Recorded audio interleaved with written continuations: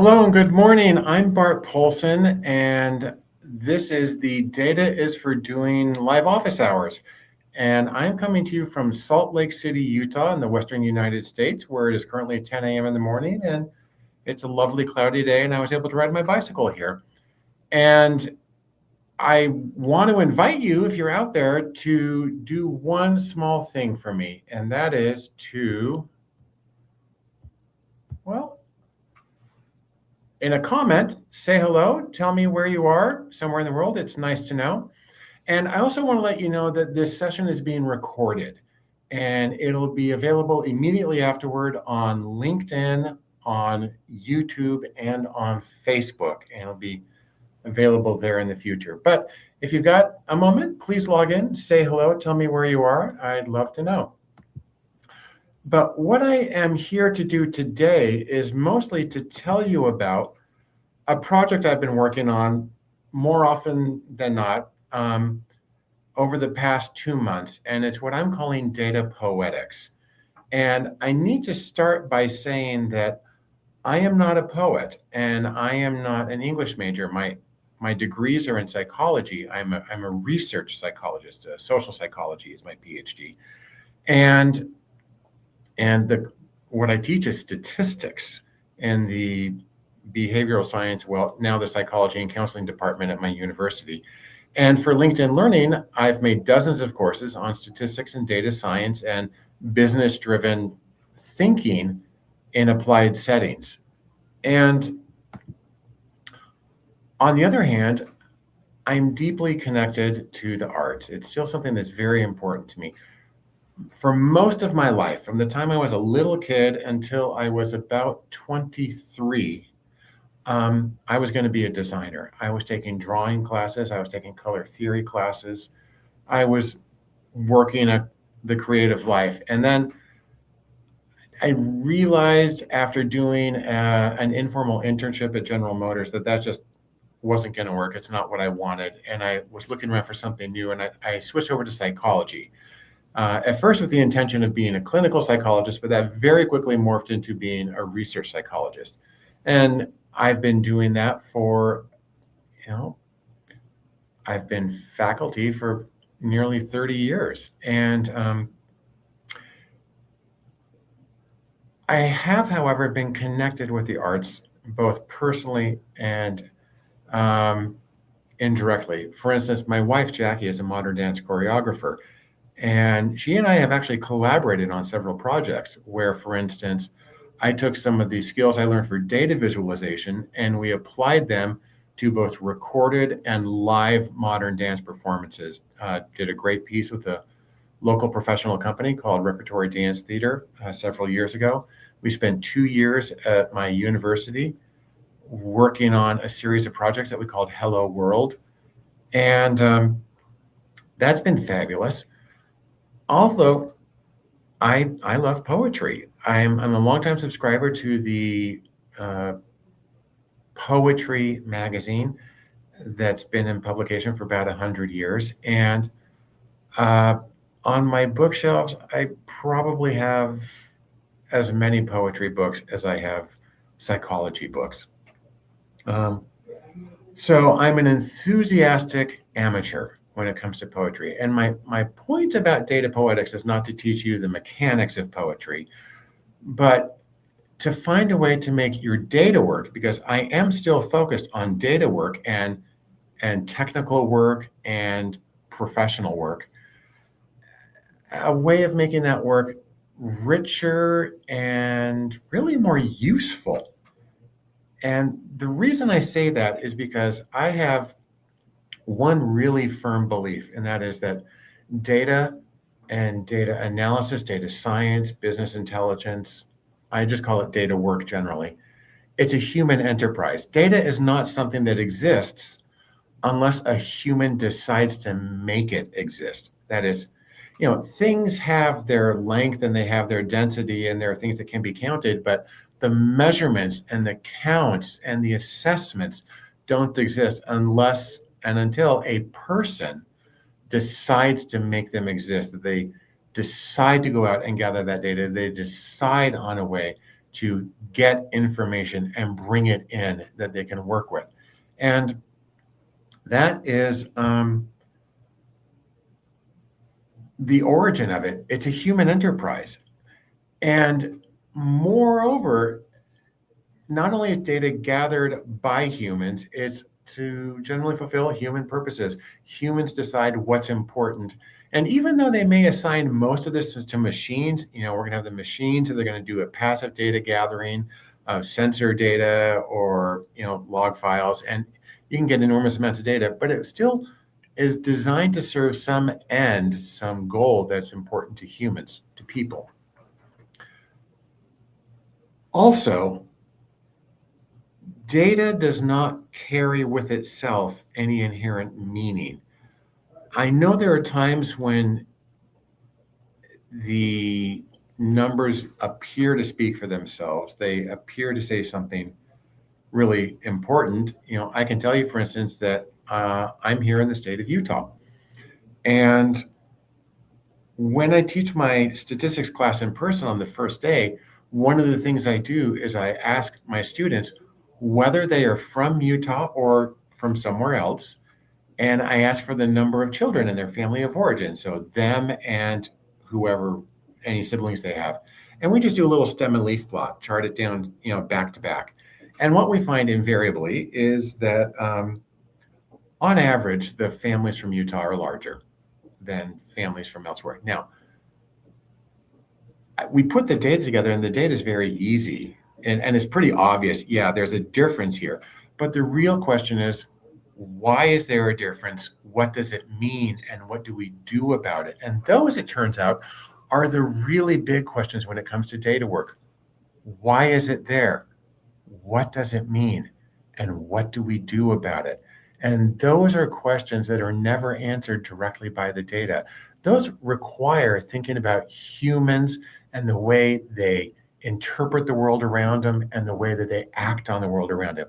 And so this form of interpretation application is a deeply human personal exercise. And I think that one of the best ways to get to that point of understanding what's going on with your data and how to make sense of it, one of the best ways to do that is by learning to interpret in general. And I think that literature is a fabulous way to do that. Now, I have lots of business books. I have lots of technical books. I have lots of nonfiction, and all those things are important. But I think that the insights into the human condition and the human nature that we get from literature is priceless, and that makes an enormous contribution to our ability to interpret our data and to apply it in a useful way. I mean, just to give you for an example, this past weekend, I was in New York City and I saw the play Death of a Salesman for my first time ever. And it's a horribly depressing story, but it is so much about human motives and the way our people are trying to make sense of their lives and the way they're trying to make a place for themselves in the world and their successes and mostly their failures. And it gives this really rich, painful, but rich impression of what it means to be human and how a person's life really unfolds or unravels. I also saw a dance performance at the Brooklyn Academy of Music by the Mark Morris Dance Group. It was called Via Dolorosa or Doloroso. And it was a piece about the stations of the cross, the 14 stations of the cross, but it was done by a modern dance company. And it was an extraordinary way of getting a feeling for what's going on at each moment of this narrative. I feel that the best insights I have from about PTSD come from an opera I saw called The Long Walk. I feel the best understanding I've got of autism and neurodivergence comes from a stage play, and there are so many others that work in that way. But what I want to do right now is talk a little bit about the data is the Data Poetics project. I'm posting, at first it was every day, it's about every other day. I was out of town for a little while, so I haven't posted recently, but this is something I'm posting regularly on LinkedIn. If things go well, I hope to find a way to adapt it to Substack, but we'll get there. And what I want to do with you right now is share a little bit of what's going on with the Data Poetics project.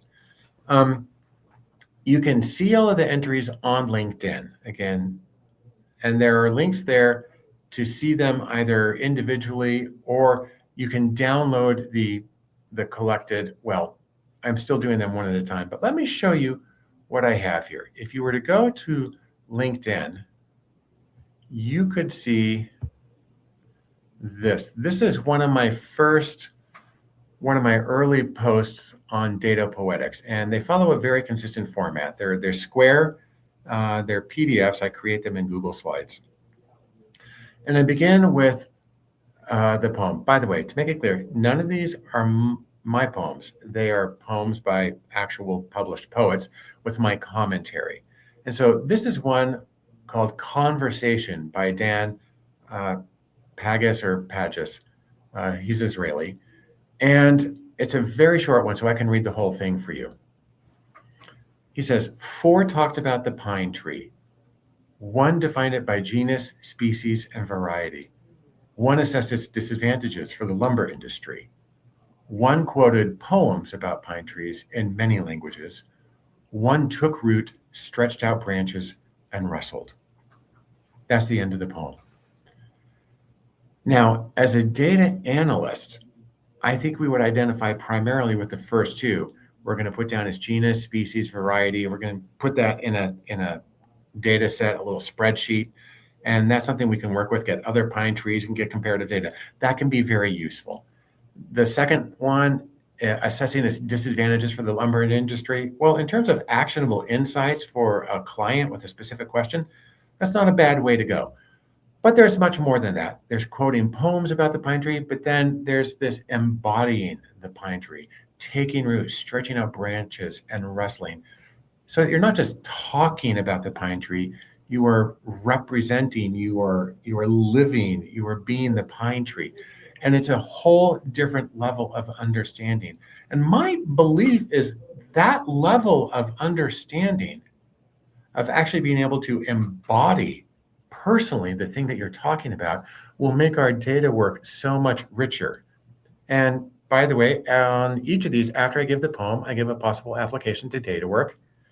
And here I talk about the risk of working in the data world is that it is easy to assume that the data we work with is a full representation of the world around us.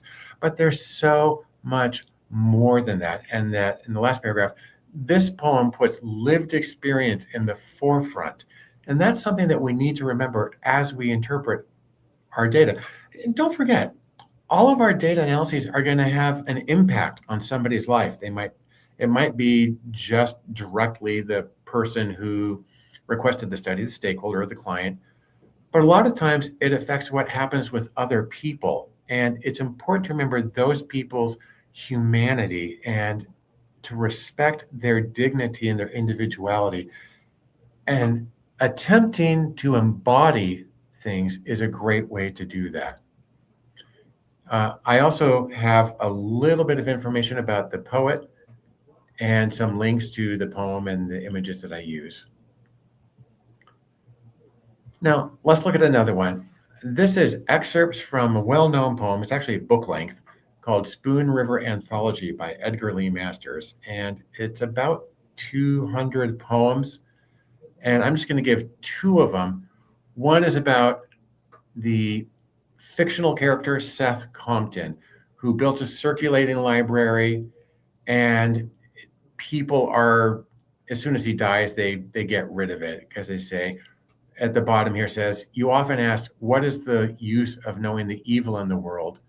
He says, I am out of your way now, Spoon River. That's the name of the fictional town. Choose your own good and call it good, for I could never make you see that no one knows what is good who knows not what is evil, and no one knows what is true who knows not what is false. Now, the reason that's important for data analysis is all of our work is comparative. If somebody asks you to do an optimization analysis, but they've never had any variation in their data, you can't do it. You have to have variability and you have to have contrast. Every analysis involves comparison and contrast.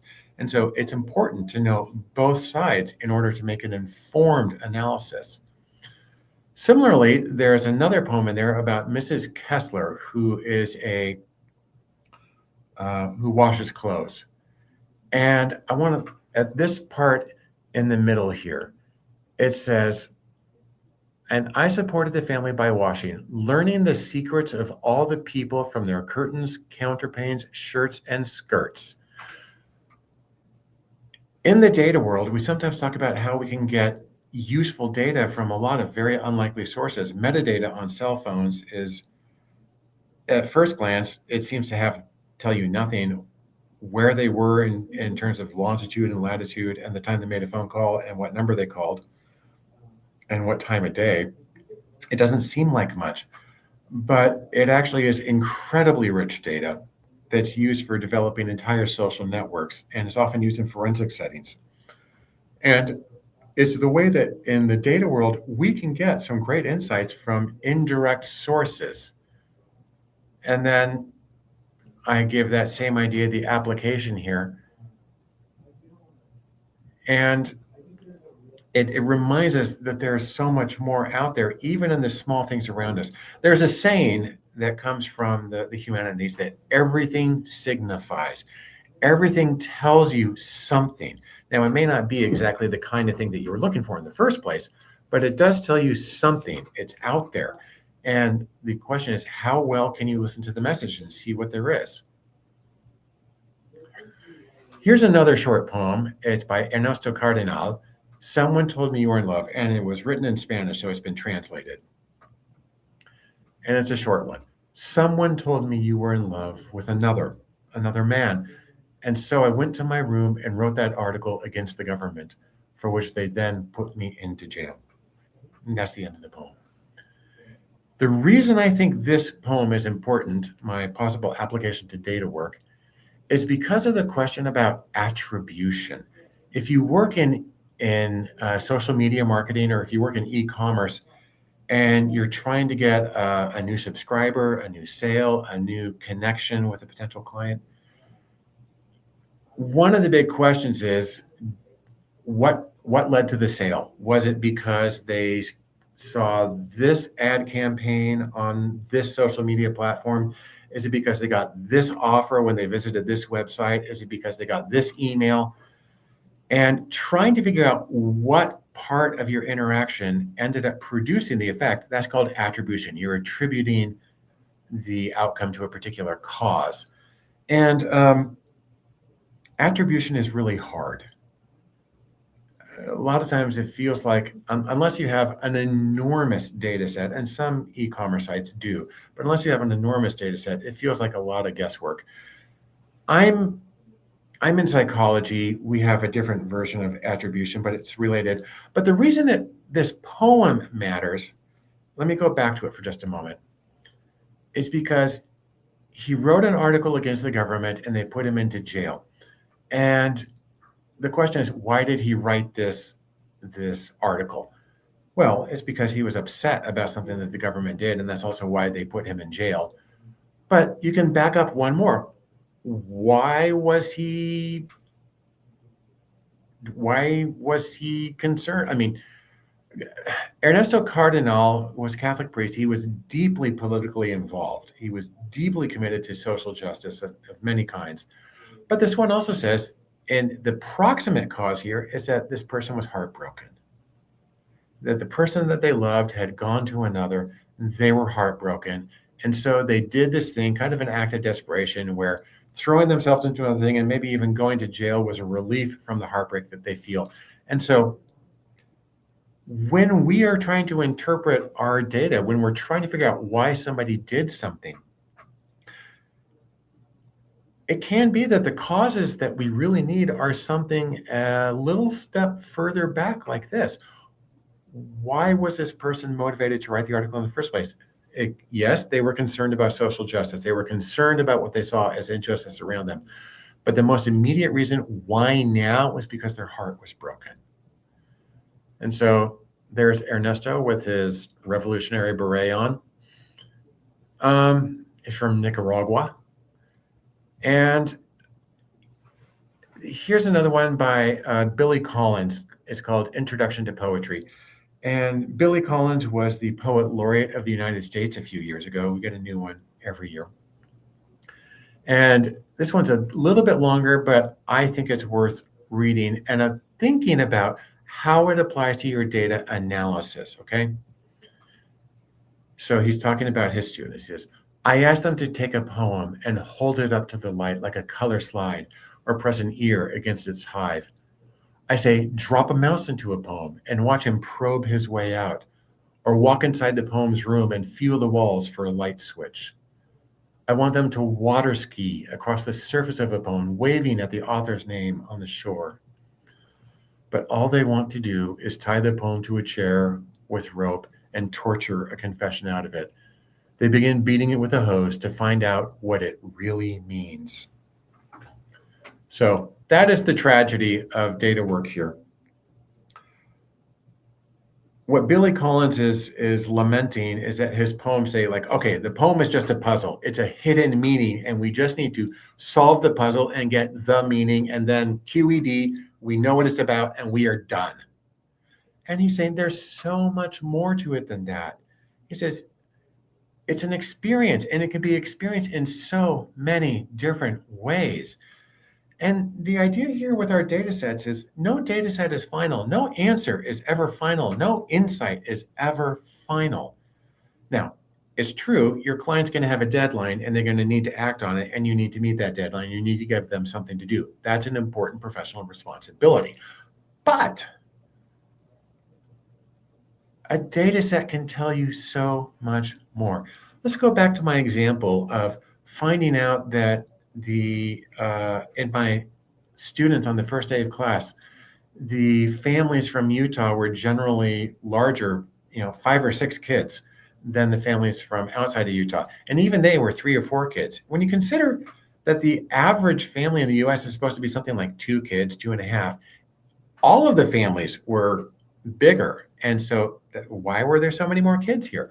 And then why were the families from Utah on average 1 or 2 more kids than the families from outside of Utah? Now, there's lots of things you can go there. It's a unique social environment. There's a religious connection, but there are so many other things that could potentially be driving this. It could be socioeconomics. It could be media exposure. It could be direct family history.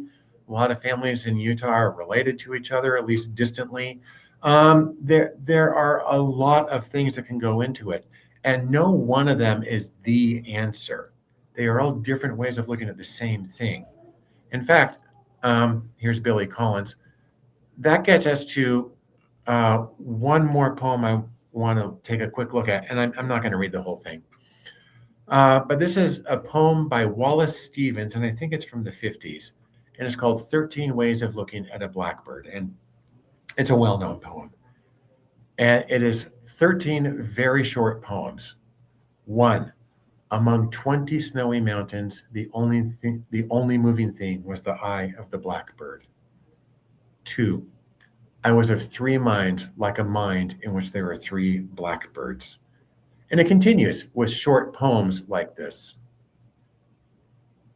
And the point of this is not that, aha, this is a direct idea to apply to my data analysis, but the important thing is to know that he's able to write 13 poems that have to do with this general idea of blackbirds.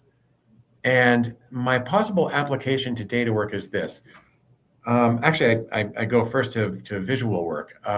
Perhaps you've seen Picasso's painting Les Demoiselles d'Avignon, and it's a big cubist painting of women, and it's kind of from different perspectives and different ways of looking at them all at the same time. It's kind of disorienting, and one of them looks like they have like this box horse face on. But they're dramatically different ways of looking at the same reality. Now, here's my connection. And I say this in the second part of the first paragraph. In the data world, the gold standard for understanding a data set is in multiple analyses, which are potentially combined in an ensemble model. So if you've got a data set and you can do a straightforward regression, you can do a decision tree, you can do support vector machines, you can do deep learning, you can do you can do a million different models. There are so many different kinds. And it's not that one of these is right and the other ones are wrong, because reality is complex. What is often done is then you take the results, for instance, if you're doing a classification, you take the classification predictions of each one of these models and you combine them. You get a ensemble model, you put it all together, and it turns out that the predictions from that one combined approach are usually better than the predictions of any one individual approach. And so um, this poem about 13 different ideas, 13 different like themes and variations on the idea of a blackbird can give a richer impression of what's going on than you might have otherwise. And there's Wallace Stevens, who does not at all look like the kind of person who would have written this poem. Anyhow, that is the where I want to stop with that. I'm posting on these regularly. I invite you to go to the most recent issue of my newsletter, Data is for Doing, on LinkedIn, and you'll find connections to each of them. If you just type in hashtag Data Poetics on LinkedIn, you'll get connected to it as well. And again, I do this for a few reasons. Number one is because, well, I like poetry, and this gives me an excuse to read poetry and to talk about it in the data world. But it is also motivated by my firm belief that we are trying to understand people, and we are doing things that affect people, and we're doing things where people are communicating with us and we are communicating back to them. And it is so important to have an understanding of how people think and their feelings and their behaviors as a way of connecting with the world. I'm going to keep doing this series, and a little bit later this month, I'll do another office hours on what I'm going to call human-centered data work, which is going to connect with what I just talked about today. But it's going to make some of these connections more clear in terms of the human nature of data, connecting with humanity in terms of where we get the data, how we analyze it, the decisions we make, and the way that it's implemented, and the impact it can have on other people's lives. Where understanding people at each step is going to make, I believe, an enormous impact on the validity and the usability of our data work. And with that, thank you so much for joining me, and I look forward to seeing you again later. Bye-bye.